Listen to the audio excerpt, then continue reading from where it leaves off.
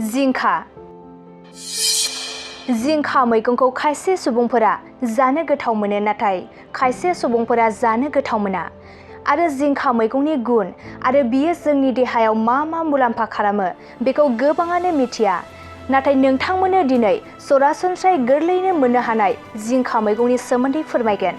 थारैनो जिंखा मैगंआ मा मा भिटामिनजों बुंफबनाय नोंथांमोना मिथिनो मोनगोन।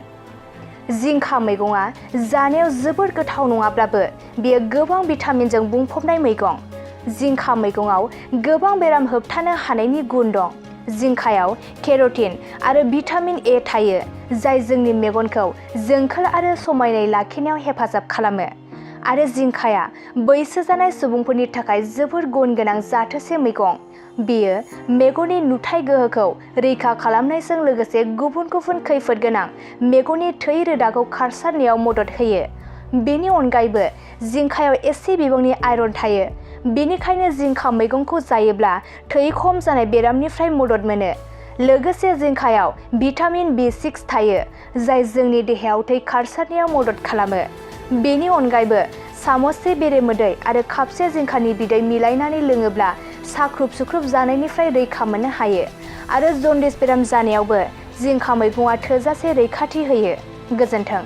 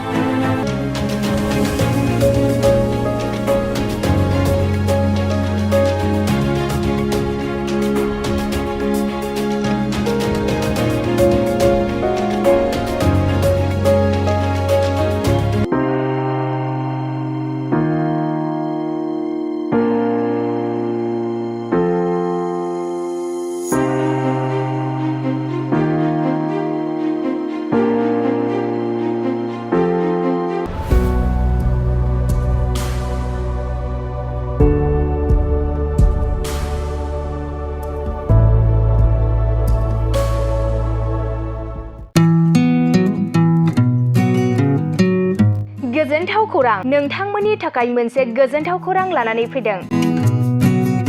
उदालगुरि जिल्लानि सिङाव थानाय डिमाकुसि नोगोराव नोंथांमोननि थाखाय अरदाब दा बड' किटचेन मुंनि गंसे गोदान हटेला गोजोनथाव खौरां लानानै फैदों। नोंथांमोना बे अरदाब दा बड' किटचेन हटेलाव साहा, कफि, आइसक्रिम, फास्टफुड, आखाइजों बानायनाय ग्रिन टि, न'आव बानायनाय आसार, गाइखेरनि एन्थाब आरो ओंखामजों जेरै अमा, दाउ, बोरमा, साम', खुसिया, अमा गोरान, नाफाम बायदिसिना बर'नि ओंख्रिखौ बे अरदाब दा बड' किटचेन हटेलाव जानो हागोन।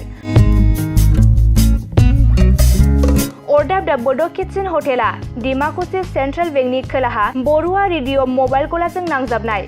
सोरबाफोर अरदाब दा बड' किटचेन हटेलाव बायदिसिना जामुं आदार जानो थाखाय सिगांग्रो अर्डार हरनोब्ला नैबे 8135967290 जानबुं नाम्बाराव कल खालामनानै बुकिं खालामहरनो हागोन।